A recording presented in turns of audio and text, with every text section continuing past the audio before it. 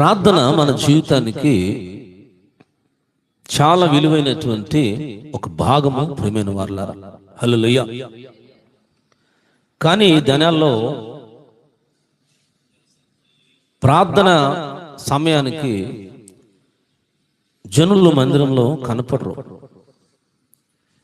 కానీ ప్రార్థన యొక్క విశేషాన్ని గురించి మనం ధ్యానం చేస్తే బైబిల్ గ్రంథంలో చాలా విషయాలు ఉన్నాయి. మనం ఎప్పుడు కూడా ఇతరుల ప్రార్థన మీద ఎక్కువ ఆధారపడుతూ ఉంటాం. ఇతరుల ప్రార్థన మీద ఎక్కువ ఏం చేస్తుంటామండి? ఆధారపడుతూ ఉంటాం. కానీ దేవుడు మనం ప్రార్థన చేసినా వింటాడు, మనం ప్రార్థన చేసిన కార్యాలు చేస్తాడు. ప్రైజ్ లార్డ్, హల్లెలూయా. మన జీవితాల్లో కూడా గొప్ప కార్యాలు అయినా